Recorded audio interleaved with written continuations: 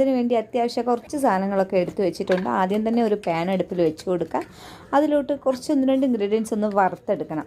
അപ്പോൾ ഞാനിവിടെ ഒരു 1.5 ടേബിൾ സ്പൂണോളം ചെറിയ ജീരകം, നമ്മുടെ സാധാ ജീരകം ഉണ്ടല്ലോ, ആ ജീരകം ഒന്ന് ഇട്ട് കൊടുത്തിട്ടുണ്ട്. 2-3 ഏലക്ക ചേർത്ത് കൊടുക്കണം. അപ്പോൾ ഏലക്ക തേക്കിയപ്പോൾ എനിക്കൊരു ചെറിയ 3 ഏലക്കയെ കിട്ടിയുള്ളൂ. അപ്പോൾ ഒരു വലിയ ഏലക്കയും കൂടെ ഉണ്ടെങ്കിൽ ചേർത്ത് കൊടുക്കാം. പിന്നെ 1/2 ടേബിൾ സ്പൂൺ കുരുമുളക്, അപ്പോൾ ഒരു ഏലക്ക കൂടി ഞാൻ ചേർത്ത് കുരുമുളകും ചേർത്ത് കൊടുത്ത് ഇതിന് ഇനി ഫ്ലെയിം കുറച്ച് വെച്ച് കരിഞ്ഞു പോകാതെ നമുക്കൊന്ന് വറുത്തെടുക്കാം. പിന്നെ ഇതോടൊപ്പം തന്നെ ഞാൻ ഒരു 3-4 ഗ്രാമ്പ് കൂടി ചേർത്ത് കൊടുത്തിട്ടുണ്ട്. അപ്പോൾ ഈ ഇത്രയും ഇൻഗ്രീഡിയൻസ് ഇതിൽ ചേർക്കാവൂ.